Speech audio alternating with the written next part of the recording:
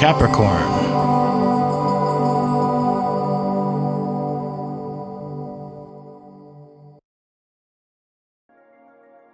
Now we're going to be looking at your solar chart for the full year of 2013 in your star sign.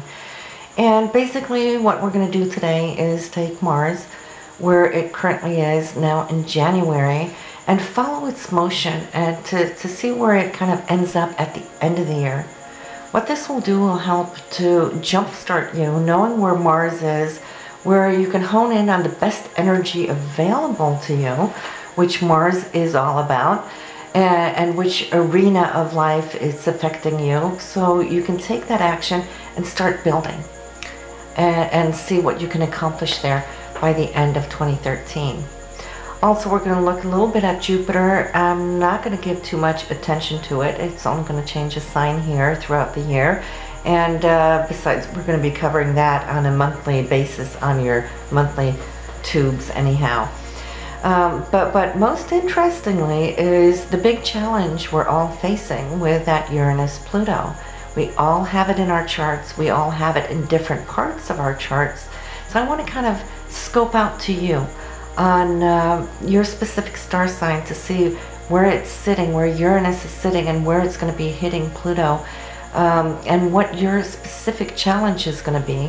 To be forewarned is to be forearmed. And challenges are always a big punch, but it doesn't have to be a negative thing. See, when we know what it's about, we drop fear.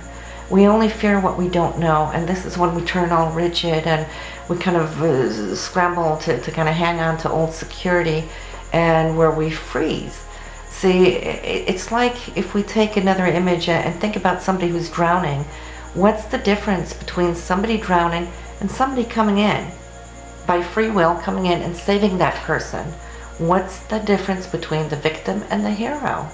The hero is in the same waters, same waves, and yet feel very, very comfortable and secure. It's because he's forewarned and forearmed. And this is what I want to give you, because these challenges will give a punch to all of us, no matter where we are. But when we know which area of our life it's going to affect, then we can look at what can we do about it. How can we actually stay a step ahead and take the challenge and rise it. See, because not all challenges have to be a bad thing. Sometimes they come around with radical changes so that we, in a very quick way, can change direction. And sometimes it will just prompt us and throw us straight onto our life purpose. And this is how I want you to look at it. What good can you get out of the challenges in the sky here of 2013? Hello Capricorn, and happy 2013. We're going to be looking at your forecast and what you can expect on the larger trends throughout this year. I want to start with Mars, because Mars is the planet of action and focus on our ambitions and how we get there. Now, since it takes 2 years for a full cycle, full Mars cycle, Mars only gets to spend a few weeks at a time in each of the sectors. And we're going to start off with where you're starting January 2013, where your focus needs to be to get the most out of it, and where it's going to end up at the end of the year. So for you Capricornians, you're going to start out with Mars in your second house of earned income. So a lot of you have seen a big boost perhaps coming in just here as New Year's start. There's a feeling of reaping what you've sowed, and really invigorating you to actually start seeking how you can grow this even more so. I see new thoughts kind of breaking into perhaps even new fields of ways to make money, for example. Some of you will have some great ideas and concepts that you might want to bring forward throughout the year. But financially, January should be a good month where I see you being really satisfied and really, really happy. So that's good. And then followed by a very active time here throughout the end of the month and coming into February, where there's communication is going to be very important. I see putting yourself out there and talking to people. There might be short visits, there might be interviews, perhaps even writing, anything within communication of how to expand your field. Neighbors and the community around you, I see you interacting with them. You might have a lot of visitors coming in here February and March. And then I see you coming over something that seems to be quite ideal as far as future expansion, or finding something you'd like to work with that really inspires you. It can have to do with anything, music or arts or talents, theaters and whatnot. So if you're having any talks or any interviews in those avenues, that might open up for you there in March. And then moving into the area of home and family and parents, your parents might need a little extra help from you at that time, where you give out, extend some practical help to them perhaps. It could also be a good time for you to renovate or redo or remodel your home. Mars will go hand in hand with Neptune also. This means that you might come in contact with somebody here that could present perhaps an ideal situation as far as the arts, music, theater, dance,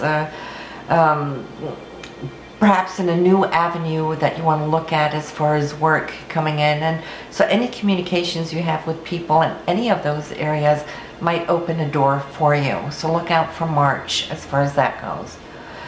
Coming into a little bit later in the month of March, coming into April, I see that there's going to be more energy focused on the home environment. This can be your physical residence that you might want to start either upgrading or renewing or changing one thing or the other. I see a busy time there. It could also be you extending a hand to parents that they might need your focus and attention at that time.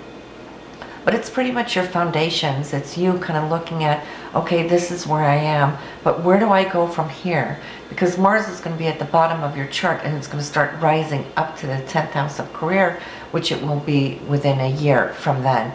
So any new plans, concepts that you've had over the previous months, they're going to start taking on shape and form as you'll see how it's going to start rising little by little. April and May, I see, is going to be a time, a fun time for you. Out and about, doing leisure things that you like to do in your spare time, connecting with hobbies, or it's also love, you know, or new love may be coming into the picture here in spring. So enjoy yourself. This is, we only have a few weeks every 2 years where we can hone in on that. So you want to make sure that you get the most out of it. When it comes to children, there might be news of them getting pregnant, or it might be you getting pregnant. So, you know, you can expect the unexpected in that sense. And then I'm seeing that from June onwards, you're going to be working a whole lot more with day-to-day routines, getting the hang of new routines. Some of you might have shifted and changed something, so there's like a new pulse coming into the picture. And you might be wanting to focus on your health, fitness, how you digest certain foods. You might want to look at supplements. June is a good time to reorient anything for the physical body. So June is going to bring a new transit into the picture, and that's Jupiter, which is going to be also transiting into your 7th house of love and relationship, marriage. And so conjoining there with Mars, it looks like you're going to really luck out with either a proposal that you're going to get, not necessarily a marriage proposal, which it could be, absolutely could be, but it could also be talks about a proposal for partnering up on some venture, for example. And I see that as something being very jovial and fun to do. Jupiter brings this expansion and this generosity, abundance, and it being Mars, it could be a male person coming into your life. that will be proposing or bringing this forward for you. So keep your eyes and ears flexed at that time. Mars will want to work on relationships and improve what can be improved. It will take the lead in many ways, and I see Mars being very clear on what it doesn't want, and focus on putting things on the map here. This is what I want. This is my ambition now, to climb within the relationship so you can build it to sort of a sense of perfection. Nothing is ever perfect, but build it to a level of perfection, because it's not going to visit this area for another 2 years. So it's like you're wanting to make sure that you've done what you could do and lay down new grounds if needed be. Coming into the autumn there, you're going to be looking at finances from a different angle, not necessarily your own personal income, but more your investments, where you're placing your money, or where can you get bonuses or royalty and commissions. If you're working on this new form partnership, if it is a venture, a mutual venture, you might be looking how to fund it or find grants, and fantastic good time for that. Coming into the later part of the year, I see you preparing for a new career, or you might have already started a new career, but this preparation state is researching, looking for insights and how you can add this to your career field. So some of you might be going off on taking lectures, workshops, you might be traveling due to this new work field. Whatever the deal is, there might be legal issues involved that will secure you, so make sure that you read all fine print. Anything written or needed to be published or come out there to public, I see you working on that as well. And Mars is going to end up here in the 10th house of career by the end of 2013. And you will see how you're going to be reaping everything that you've sown throughout the year. And there's honors to be acclaimed. And I see people looking to you to take the lead on something. So there could be more added responsibilities, but not in a heavy way. This is what you've been working for. In fact, you want these responsibilities. So good for you, Capricorns. You've had a very busy year, starting off there from your finances and going through and ending up at achieving the high note in December. So, but be sure to listen to the other monthly solar scopes, because that's going to be adding to more details as we progress throughout the year. But we're going to be looking at the big challenge that we're all going to be having this year, the Saturn-Uranus square, and how that's going to be affecting you, and which areas of life it's going to affect you. For you, Pluto's going to be in the first house, meaning this is how you present yourself out to the world and how you're perceived by others.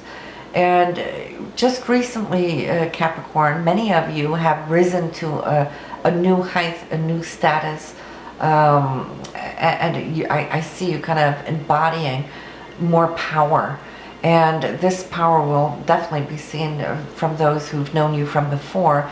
You're coming across much more confident. You are coming from a place of knowing now.